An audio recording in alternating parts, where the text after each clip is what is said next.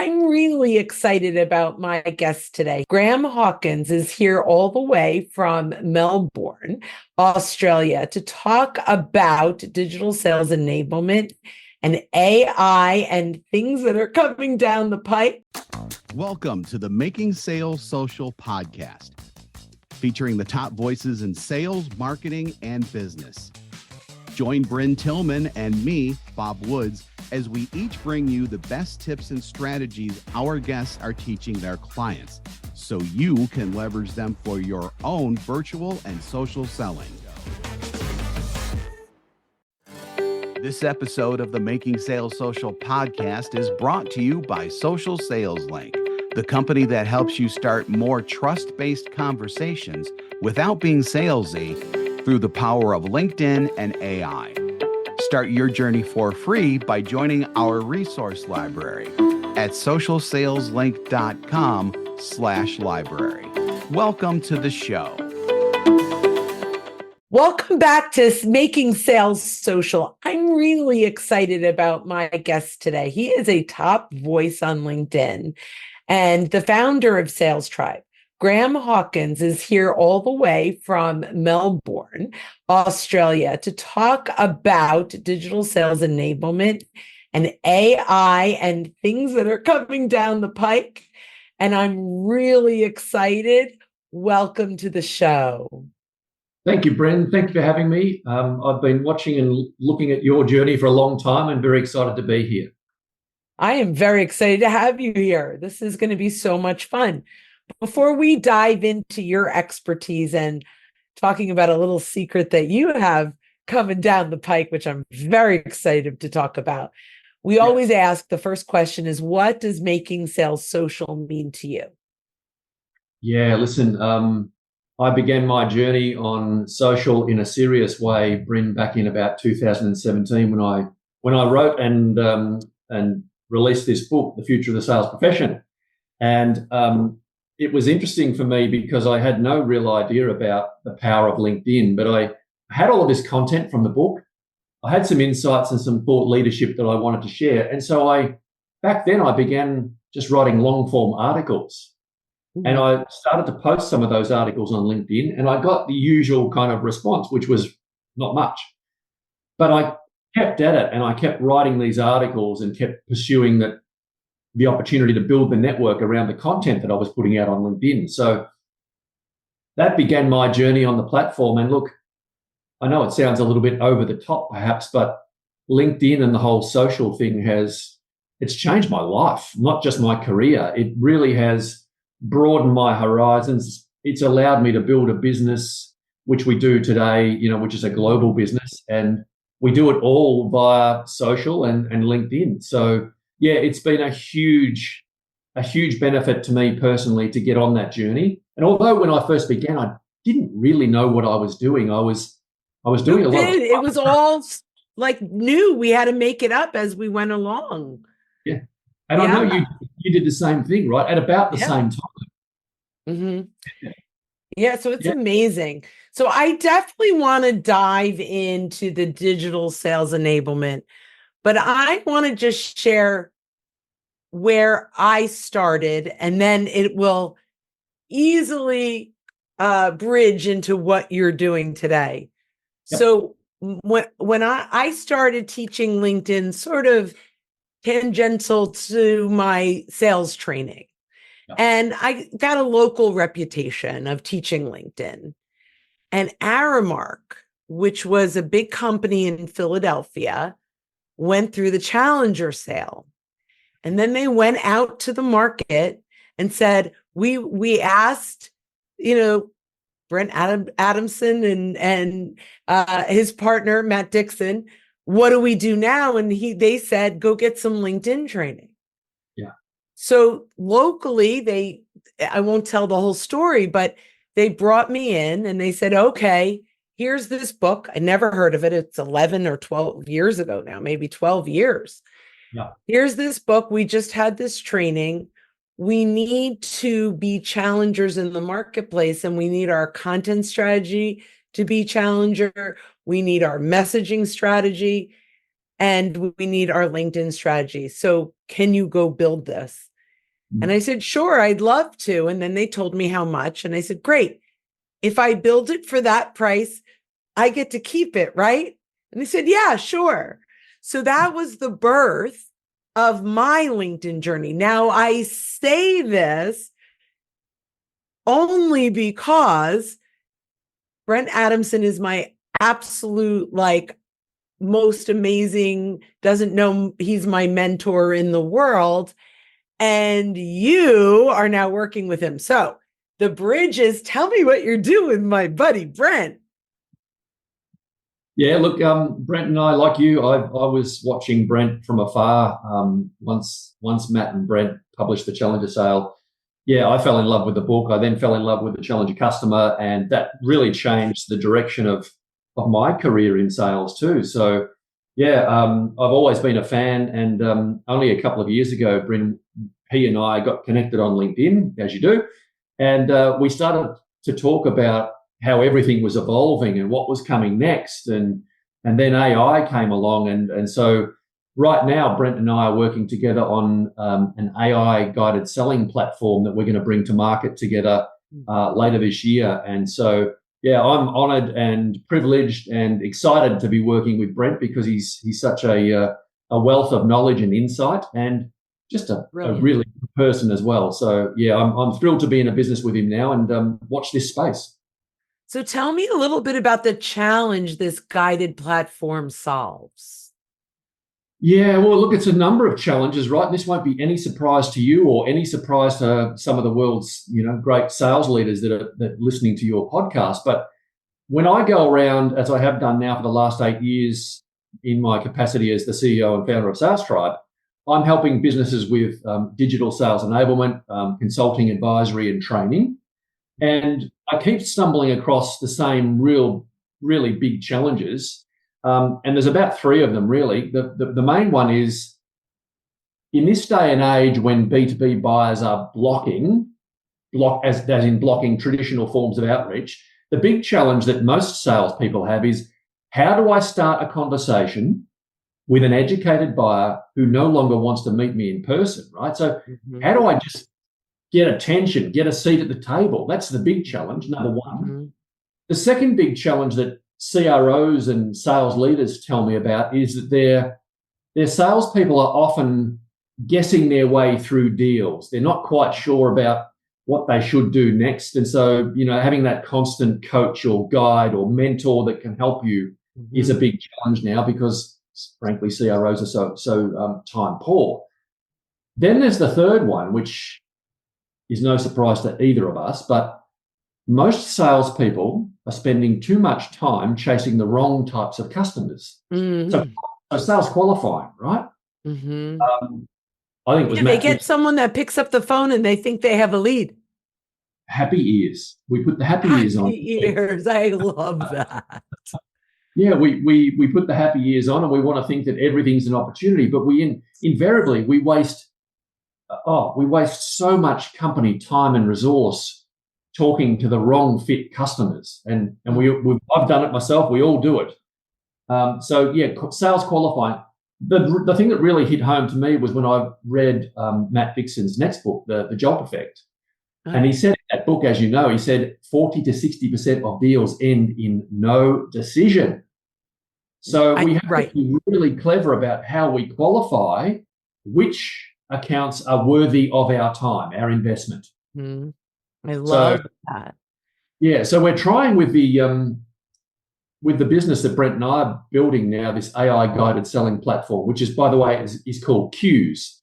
And just so you know, that's QOOS. It's a play on words. It's cues and prompts. It's nudges in the flow of work.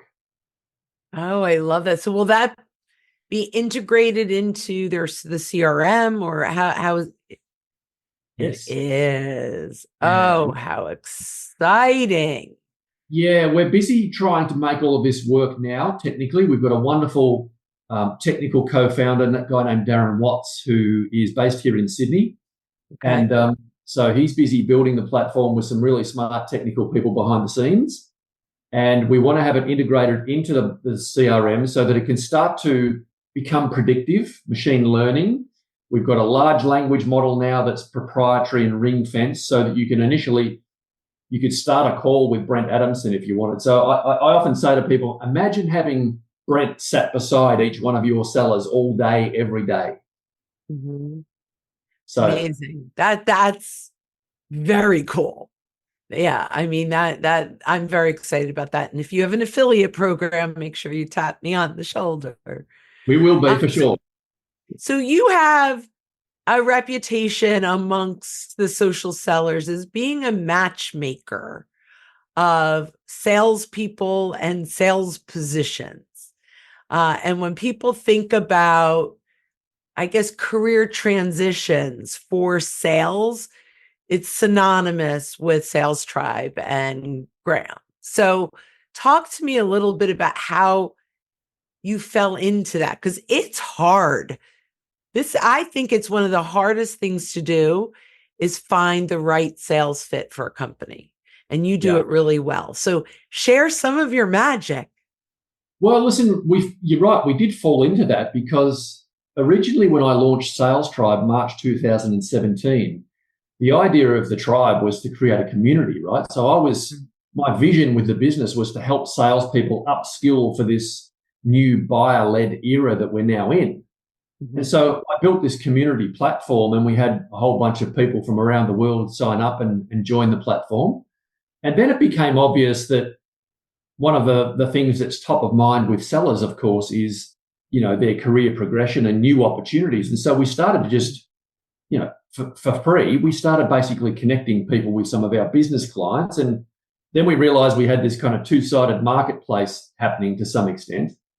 But Bryn, the follow-up to that story is, although we did that for a few years, and then we set up a separate kind of recruitment practice, traditional recruitment, we've since gone away from that model, and we're now focused more exclusively on doing sales enablement, digital first, data-led selling with businesses, and not as much of the connecting people. Oh, so I didn't realize. So let's talk about that. Let's switch gears and talk about that. First of all, how did you make that transition and why? It's an interesting one because when we first started the business, 8 years ago, we were very focused on the small, medium enterprise. So that was our ideal customer, going and helping scale-ups and startups get to that next level and how to grow a SaaS company, that sort of thing. But what happened was, quite by accident, is we all of a sudden started to get inquiries from enterprises, big multinational corporates. And so we won Lloyds Bank in London, and then we were dealing with S&P Global in New York. And so we went from operating with small companies to all of a sudden we're now working with some very, very large multinationals. So that made us think about the direction of the business.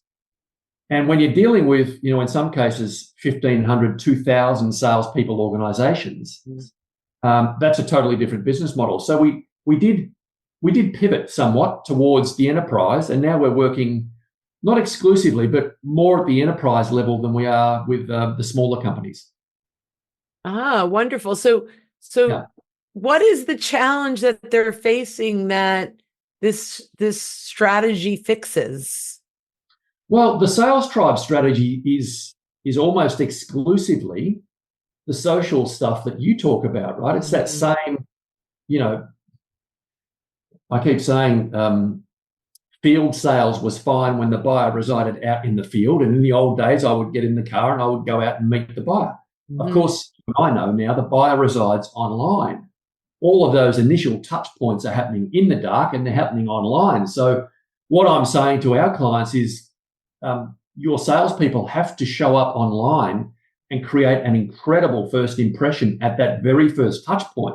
All the stuff that you do, Bryn, right? So we're out there helping businesses understand, getting visibility, creating that attention that you need, and then showing up online in a way that creates the right first impression. Once you do that, as you know, then at least you're a chance of initiating a conversation, which is what we all live on. Yeah, it really is starting those trust-based conversations without being salesy. So, correct. Yeah, absolutely. So you talk a little bit about the data-led selling. That's Yeah. something I actually don't do a lot of, and I'm more of a strategy around, but I don't use a lot of data. So I'd love to learn from you, but share a little bit about how your digital is data led. Well, yeah, look, it's I mean, when you look at what's happening in the world, I think someone said the other day, the amount of data that's been created in the last 2 years is more than the rest of the whole of history, right? So Yeah. we've got this explosion of data that's being created from all sorts of sources. And, whenever we as consumers or business to business buyers start the process of looking for suppliers, and we start hitting websites, we start doing the research, etc., to buy something, we're effectively leaving little footprints in the snow. Yeah, that's right. Everything we do is traceable now. And so when I talk about data-led selling, I'm talking about that idea that your buyer is doing things. You need to be able to collect and synthesize all of that data and then make informed decisions about what you should do next. So, yeah, this idea of buyer intent, buyer sentiment, I hate saying this, Bryn, but it's true. I've wasted so much of my career working with low intent or no intent buyers. And I've tried to convert no intent buyers, passive buyers, into active buyers. And that's just a waste of time now. So I think we can use all sorts of different sources of information and data to make better informed decisions about where we spend our time. Yeah, I guess I do a little of that. I just never thought of it as data led. When I think of data, I think of numbers, right? And so that's interesting, but it's all data. You're right. It's all insights. Are you an active user of Sales Navigator? Sure am. I have this belief, and I'm sure you do, Bryn, as well, that if you're in sales in 2024 and you don't have Sales Navigator, I seriously don't know how you can compete. So I agree completely. What do you think of Account IQ? I love it. I love it.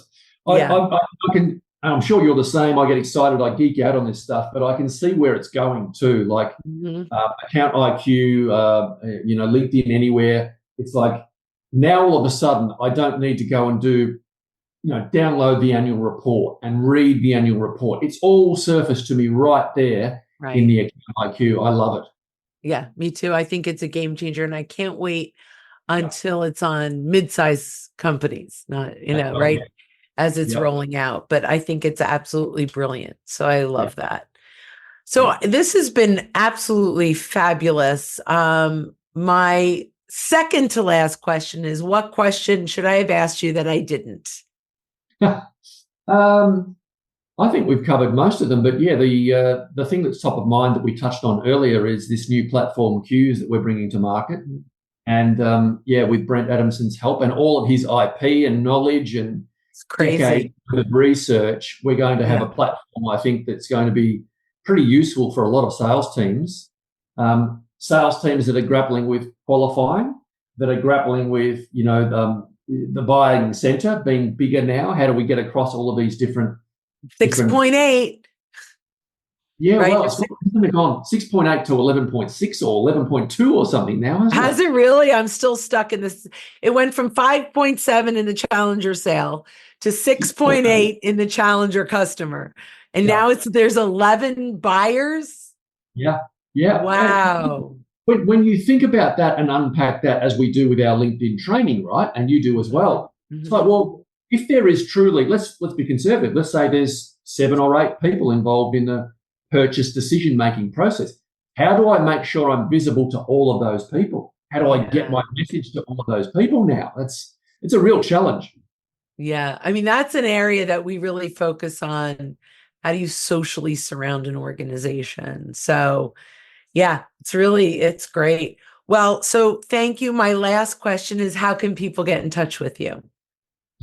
LinkedIn. Really? Yeah, that's my number one place, LinkedIn. But yeah, graham@salestribe.com. That's pretty straightforward as well if you want to email me. But yeah, look, I'm on LinkedIn like you are and pushing my message out as intelligently as possible. I don't buy into the whole spray and pray thing, of course. Right. Yeah, right message, right buyer, right stage of the buyer journey on the right platform via the right channel. All of that makes sense, doesn't it? Oh, that makes wonderful sense. And I'm very excited to see your AI brilliance and excited to help you tell the world. Well, I appreciate it. And we will be coming back to you as an affiliate partner at some point. I love it. Oh, gosh, hands down. Absolutely. Thrilled. Well, thank you so much, Graham, for being here. And for everyone else listening, when you are out and about, don't forget to make your sales social. 100%. Thanks, Bryn. Nice to chat. Don't miss an episode. Visit socialsaleslink.com/podcast. Leave a review down below. Tell us what you think, what you learned, and what you want to hear from us next. Register for free resources at linkedinlibrary.com. You can also listen to us on Apple Podcasts, Spotify, and Google Play. Visit our website, socialsaleslink.com, for more information.